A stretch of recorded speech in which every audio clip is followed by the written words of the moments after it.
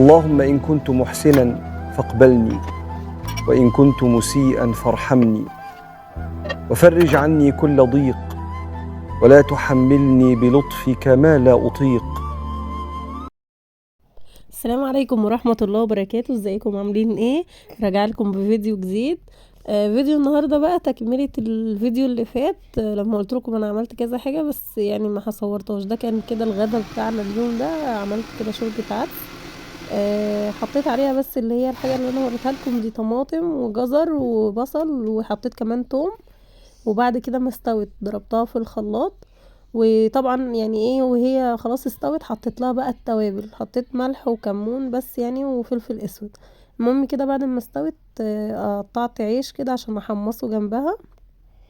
بحط كده سمنة عليه وملح وفلفل وبحمصه كده على النار. ممكن تدخليه الفرن برضو لو حابة، بس انا يعني ايه حبيت اني اعمله بسرعة يعني عن البوتاجاز، يعني هياخد وقت اسرع.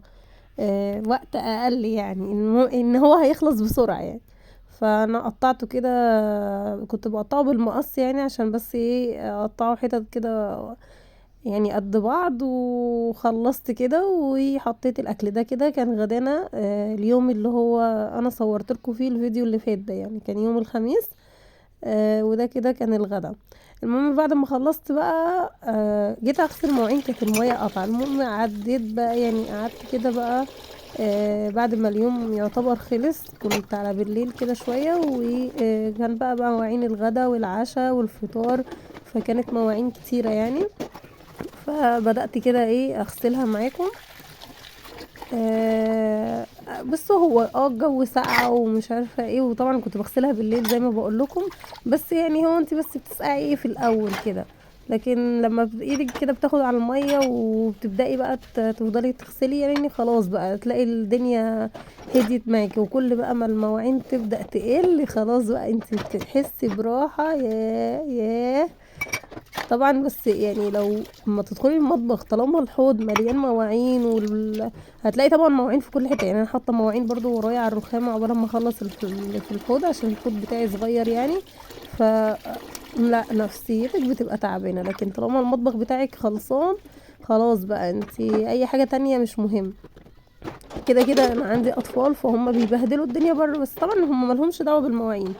بس يعني برضو لو انا بغسل مواعين وهم بيكونوا معايا، عايزه اقول لكم بيفتحوا الظرف اللي هي من تحت دي وبيوقعوا الحاجه اللي فيها ومش عارفه ايه. طبعا بلاقي الارضيه بقى مليانه حاجات الاطباق البلاستيك مش عارفه ايه، عشان حطاها من تحت عشان عارفه ان هم ايه بيفتحوا الظرف اللي تحت دي. فبس في الوقت ده زي ما بقول لكم كنت بالليل وما كانوش يعني قاعدين معايا. فغسلت كده المواعين وكانت قربت بقى تخلص. يا سلام، الواحد يحس بقى براحة نفسية وتنامي كده ومطبخك نظيف، الحوض فاضي، البوتاجاز مغسول، الأرضية نظيفة، فبتحسي كده براحة نفسية. لكن اليوم اللي انا ما بعملش فيه يعني اوقات الصراحة بنام ومبكونش غسلت المواعين او مش عارفة ايه، الصراحة بتعب نفسيا. لا انا عايزه اللي هو ايه الحوض يكون فاضي. وبجد انت اصلا تحسي ان المطبخ ده روح الشقه كلها. لو المطبخ متبهدل بتلاقي ان بتحسي ان الشقه كلها متبهدله. المطبخ والغسيل الصراحه يعني الاكتر اتنين بتحسي ان هما بيبهدلوا الدنيا حواليكي. لو الغسيل بقى فيه غسيل عايز يتطبق، غسيل عايز يتنشر، غسيل عايز يتغسل، فبتحسي ان الدنيا مكركبه كده. لو وراكي غسيل كتير برضو حاولي ان انت تغسلي ايه الغسيل يعني اول باول. انا اوقات بيتراكم عليا لو المية مش موجودة يعني. وطبعا المواعين كذلك لو المية قطعة بتتراكم عليا. لكن لو شغالة اول باول انت كده ايه خلي ايدك وانت حتى بتطبخي كده تغسلي الحاجة اول باول. بس انا زي ما بقول لكم كده كان اليوم ده مفيش مية، فطبعا كان متراكم عليا بقى مواعين من اول الفطار كمان. ف غير كده الصراحة المواعين لو مفيش مواعين والمطبخ نظيف خلاص بقى انت بتحسي براحة نفسية. تحبي بقى يعني بصي بالك بيكون يعني ايه مرتاح، فاهمين؟ تنامي مرتاحة، مش اللي هو انا لو في ببقى نايمة اللي هو انا لسه هصحى الصبح هغسل مواعين ولسه في مواعين جديدة هتتراكم عليا. فاللي هو مواعين يومين ورا بعض صعبة، فاهمين؟ فانا زي ما بقولكم كده اهم حاجة المواعين. يعني المطبخ عموما، المواعين بقى بالبوتاجاز بالارضيه، وفي نفس الوقت الغسيل. ده اهم 2 بجد بيكركبوا حواليكي وبتحسي بعدم راحه لو هما مش خلصانين. اتشجعي بقى لو انت بتتفرجي على الفيديو ووصلتي معايا لحد هنا، تشجعي كده، قومي لو وراكي حاجه في المطبخ اعمليها، ولو وراكي حاجه برضو في الشقه اعمليها. غسيل عايز يتغسل، يتطبق، يتنشر، انجزي كده. والله هو الجو ساقع بس يعني ممكن تعملي حاجه دافيه كده وتبداي في شغل. على فكره شغل البيت اول ما بتبداي فيه بتلاقي نفسك خلاص جسمك دفي، يعني مش سقعانه.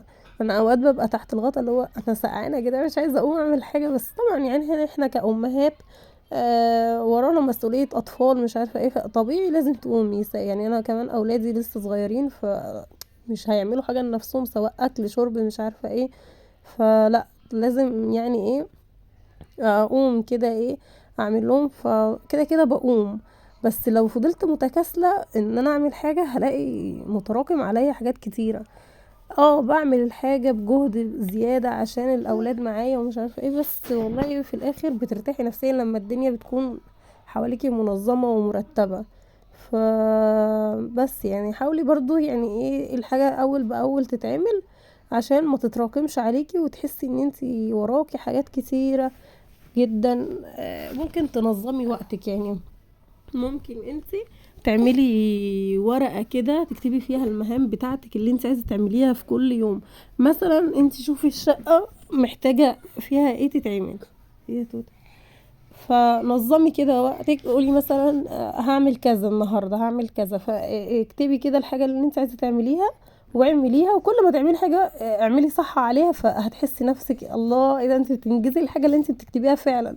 فالخطوه دي مهمه جدا. انا عايزه اقول لكم ان انا كنت بعملها كمان في تنظيف، لما كنت بنظف كده في تنظيفات رمضان، وخلاص انا ورايا مش عارفه حاجات معينه اعملها، مهام، سجاد، بطاطين، مش عارفه ايه، حيطان. فانا كنت بكتب الحاجه ولما بخلصها بشخبط عليها كده، بحس ان الورقه ايه المهام عليا بدات تقل يعني. فالمهم زي ما بقول لكم كده، اكتبي ورقه بالحاجه اللي انت عايزه تعمليها وقسميها. يعني مش شرط مش كل يوم او في اليوم هتعملي مهام كتيره بقى، مواعين واكل وشرب وغسيل وتنظيف، لا يعني برضو لا يكلف الله نفسا الا وسعها. يعني برضو ما تجيش على نفسك وعلى صحتك، وفي نفس الوقت برضو بيتك يكون منظم ومرتب. فانت قسمي كده حاجتك. ممكن اليوم ده ممكن تعملي طبخة تقضي معاكي يومين، فاليوم اللي وراه بقى بدل ما تقفي في المطبخ واليوم يضيع وانت بتعملي الاكل، لا تكوني انت بقى بتعملي ايه تنظيفات حاجة تانية، لو الدولاب متبهدل ترتبيه بابا. بس يعني فتخلصي الحاجة اللي وراكي بدون جهد بدون تعب، وفي نفس الوقت بالك يكون مرتاح. بس كده فيديو النهاردة خلص معانا، يا رب يكون خفيف على قلبكم. ولو وصلتي معايا لاخر الفيديو وعجبك يا ريت لايك. اتمنى طبعا ان انت تعملي لايك للفيديو وتشتركي في القناة لو لسه ما اشتركتيش. والسلام عليكم ورحمة الله وبركاته.